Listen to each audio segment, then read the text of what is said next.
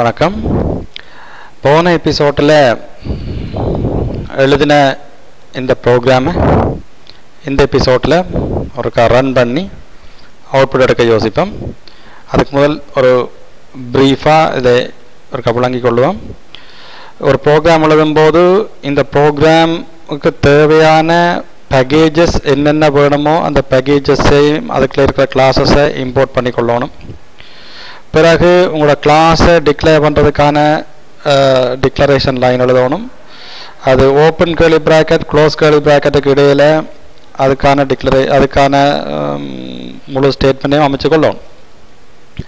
இந்த கிளாஸுக்கு பேர் சிலிண்டர். இந்த கிளாஸுக்குள்ளே ஒரே ஒரு மெத்தட் இருக்குது, மெயின் என்ற பேரில் உள்ள மெத்தட்.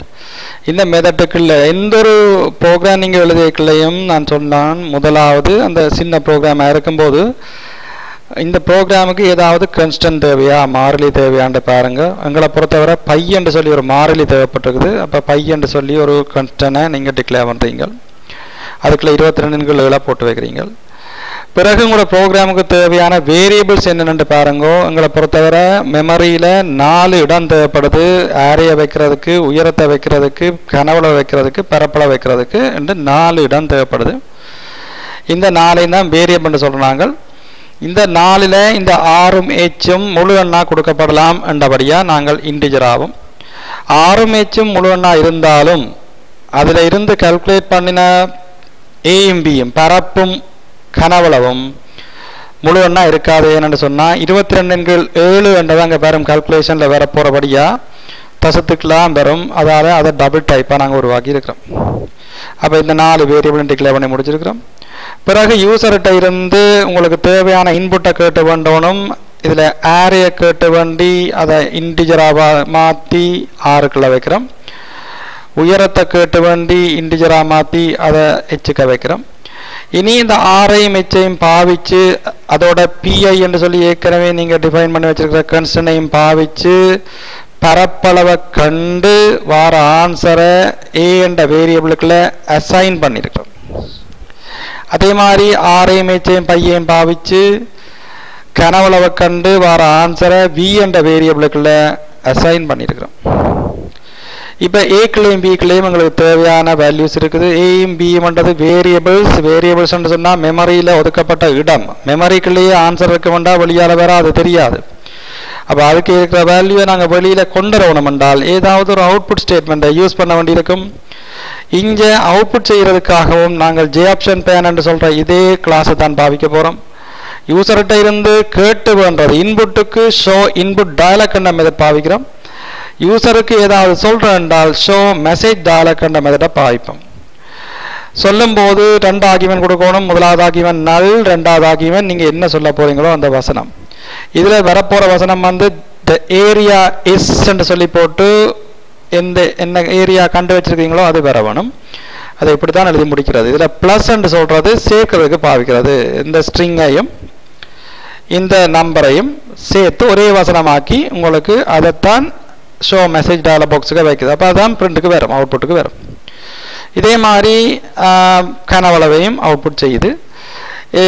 நீங்கள் ஜே ஆப்ஷன் பேன் பாவிச்சு ஏதாவது ப்ரோக்ராம் எழுதுறீங்கன்னு சொன்னால் கட்டாயம் கடைசி லைனாக நீங்கள் இதை கொடுத்துருக்க வேணும். என்னென்னு சொன்னால் உங்களோட ப்ரோக்ராம் ரன் பண்ண துவங்கின உடனே உங்களோட ப்ரோக்ராமில் இருந்து ஜே ஆப்ஷன் பேனுக்குள்ள ஷோ இன்புட் டயலாக்னு சொல்ல போகிற இந்த மெத்தட்டுக்குள்ளே கண்ட்ரோல் போகும். அங்கே வேலை முடித்து திருப்பி இப்படியே ஸ்விட்ச் பண்ணி வந்து ஒரு கட்டத்தில் திருப்பி உங்களோட ப்ரோக்ராமுக்கே கண்ட்ரோல் வந்துடணும். ஆனால் இந்த ஜே ஆப்ஷன் பேன் இந்த ஷோ மெசேஜ் டயலாக் மாதிரியான மெத்தடுகளில் என்ன நடந்ததோ தெரியாது.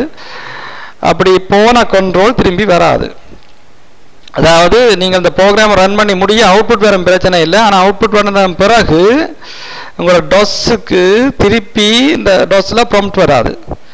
திருப்பி இந்த டொஸ்ஸை க்ளோஸ் பண்ணி தான் நீங்கள் திருப்பி ஓப்பன் பண்ணி வேலை செய்ய வேண்டி வரும். அதால் இந்த system.exit 0 போட்டிங்களென்றால் திருப்பி இந்த கண்ட்ரோல் டொஸ்ஸுக்கு கிடைச்சிடும். திரும்ப அடுத்த கமாண்டை நீங்கள் அதில் தொடர்ந்து வேலை செய்யலாம். ரைட், இப்போ இந்த ப்ரோக்ராமை நாங்கள் சேவ் பண்ணுவோம். வழமையை போல் ஃபைல் சேவ் ஆஸ் போய் சி டிரைவில் ஜேபி என்ற ஃபோல்டருக்குள்ள நான் ஏற்கனவே சொன்னால் அப்ளிகேஷன் எழுதிக்குள்ள கிளாஸ் மெயின் மெத்தட்டை கொண்ட கிளாஸ்ன்ற அதே பேர் பாவிக்க வேணும். இப்போ சிலிண்டர் CYLINDER டாட் ஜாவா என்ற பேரில் நாங்கள் சேவ் பண்ணுறோம். இனி இதை ரன் பண்ணுறதுக்கு வளமையை போல் DOS ப்ராம்ப்ட்டுக்கு கமாண்ட் ப்ராம்ப்ட்டுக்கு போகணும். கமாண்ட் ப்ராம்ப்டில் நாங்கள் சேவ் பண்ணின இடத்துக்கு வரணும். அதுக்கு நாங்கள் CD / கொடுத்து ரூட் டைரக்டரிக்கு வந்து CDJP என்று சொல்லி எங்களுக்கு தேவையான ஃபோல்டருக்குள்ள போகிறோம். அங்கேருந்து ஒன்று கம்பைல் பண்ணுறதுக்கு ஜாவாக் கம்பைல் பண்ண வேண்டிய ஃபைல் cylinder CYLINDER.java என்று கொடுத்துட்டு என்டர் பண்ணுறோம். ஏதாவது பிழை இருந்தால் பிழை காட்டும், பிழை இல்லை என்றால் பிழையை காட்டாது. இந்த பிழையை நல்லா வாய்ச்சி விளங்கி கொள்ளுங்க. சிலிண்டர் என்ற கிளாஸில் இந்த ஃபைலில் cylinder.java என்ற ஃபைலில் 14வது லைனில் semicolon expected A is equal to 2πRH plus 2πR into R semicolon expected.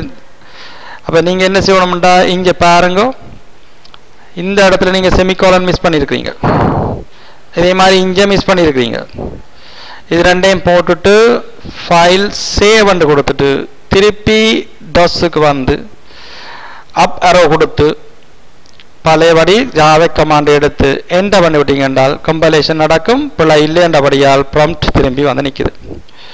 இனி இதை ரன் பண்ணி பார்க்குறதுக்கு ஜாவா என்று போட்டு சிலிண்டர் சிலிண்டரில் C கேபிட்டல் என்று போட்டு என்டர் பண்ணிவிட ரன் பண்ணும். ரன் பண்ணினா உள்ளுக்கு வேலையெல்லாம் நடந்து ஒரு கட்டத்தில் இன்புட் டயலாக் பாக்ஸ் வந்து நிற்குது. அதாவது இந்த ப்ரோக்ராமை வழியாக விட்டு பார்த்தீங்கன்னா இப்போ இந்த இன்புட் டயலாக் பாக்ஸ் வந்து நிற்குதுண்டா, இப்போ இந்த ப்ரோக்ராம் எங்கே நிற்குதுன்னு பாருங்க. கன்ஸ்டன்ட் டிஃபைன் பண்ணி முடிஞ்சுது, அதுக்குள்ள 22 வச்சு முடிஞ்சுது. RHAV என்று சொல்லி 4 வேரியபிளும் டிக்ளேர் பண்ண முடிஞ்சுது. அது மெமரியில் 4 வேரியபிளுக்கு விடமுறைக்கு முடிஞ்சுது. இப்போ யூசர்கிட்ட இருந்து ஆரே கேட்டு வேண்ட கட்டத்தில் நிற்குது. அப்போ இந்த லைனில் உங்களோட ப்ரோக்ராம் இப்போ நின்று கொண்டு இருக்குது. உங்கள்கிட்ட எதிர்பார்த்து நிற்குது, இந்த ரேடியஸ் என்று சொல்லி போட்டு எதிர்பார்த்து நிற்குது. நீங்கள் ஆரே 7 என்று கொடுக்குறீங்க. இப்போ கொடுத்துட்டு ஓகே பண்ணினீங்கள் என்றால் அந்த 7 வேண்டி இன்டிஜராக மாற்றி அந்த 7 வேண்டி இன்டிஜராக மாற்றி 6க்குள்ள வச்சிடும். இனி திருப்பி அடுத்த லைனுக்கு அங்கேயும் திருப்பி இன்புட் டயலாக் பாக்ஸ் தான் கேள்விப்படுது. எந்த ஹைட் என்று இருக்குது, நீங்கள் கொடுக்குறீங்கள். உதாரணத்துக்கு 9 என்று கொடுக்குறீங்கள். கொடுத்துட்டு ஓகே பண்ணினா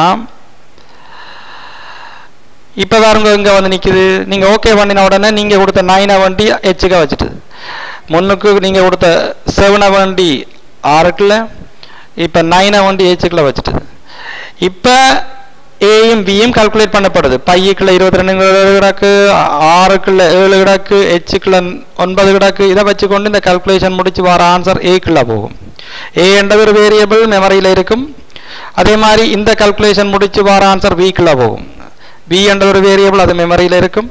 இப்போ இந்த 2 வேரியபிளுக்கும் இருக்கிற வேல்யூ வெளியில் கொண்டதுக்காக எழுதப்பட்ட ஸ்டேட்மெண்ட் தான் joptionpan.show மெசேஜ் டயலாக். அப்போ அதன்படி இந்த மெசேஜ் டயலாக் பாக்ஸ் தான் இப்போ வெளிப்பட்டிருக்குது. இங்கே பார்த்தீங்கன்னா தெரியும், இதான் இந்த message dialog box. The area is என்று சொல்லி போட்டு ஏக்குள்ள இருந்த வேல்யூ வெளிப்பட்டிருக்குது. இங்கே பார்த்தீங்கன்னா தி ஏரியா இஸ் என்று சொல்லி போட்டு 704.0 என்று சொல்லி வெளிப்பட்டிருக்குது. இப்போ ஓகே பண்ணினீங்கள் என்றால் அடுத்த மெசேஜ் பாக்ஸ் வருது. இவங்க அடுத்த மெசேஜ் பாக்ஸ் இதில் என்ன சொல்லியிருக்கு, த வால்யூம் இஸ் என்று சொல்லி போட்டு வியில் இருக்கிற வேல்யூ வெளிப்பட்டிருக்குது. த வால்யூம் இஸ் என்று சொல்லி போட்டு 1386.0 என்று வெளிப்பட்டிருக்குது. இப்போ ஓகே பண்ணினீங்கள் என்றால் எக்ஸிட் ஆகி ஓகே பண்ணினீங்க என்றால் system.exit 0 வேலை செய்து உங்களோட ப்ரோக்ராம் திரும்ப டொஸ்ஸுக்கு கொண்டோல கொடுத்துடும். இப்போ பார்த்தீங்கன்னா பழையபடி இந்த இடத்துல நிற்குது வந்து. இல்லைன்னு சொன்னால் இந்த கடைசி ஸ்டேட்மெண்ட் நீங்கள் போட விட்டுருந்தீங்களா system.exit 0 போட விட்டுருந்தீங்க என்றால் இந்த ப்ராம்ப்ட் இப்போ வந்திருக்காது, அப்படியே நிற்கும். வேறு வழி இல்லை, டொஸ்ஸை க்ளோஸ் பண்ண வேண்டி வரும். க்ளோஸ் பண்ணி திருப்பி பழையபடி வந்து பாத் செட் பண்ணி போய் வர வேண்டி வரும். இதுதான் இந்த ப்ரோக்ராமை ரன் பண்ணுற முறை. இந்த ப்ரோக்ராமை வச்சுக்கொண்டே நான் அடுத்த சாப்டரை எடுக்கலாம்ன்றபடியாக தான் இந்த முதலாவது இந்த ப்ரோக்ராமை நான் எடுத்திருக்கிறேன். இப்போ இந்த ப்ரோக்ராமை வழியாக விளங்கி கொண்டு டைப் பண்ணி ரன் பண்ணி அவுட்புட் எடுத்துட்டு இனி சாப்டர் உங்களோட சாப்டர் 2-வை நாங்கள் பார்க்க துவங்கலாம். அடுத்த எபிசோடில் சாப்டர் 2-ல் இருக்கிற ஒவ்வொரு சப்டைட்டிலாக பார்த்து முடிப்போம். இதுக்கு முந்தின எபிசோட் எல்லாத்தையும் வடிவாக பார்த்து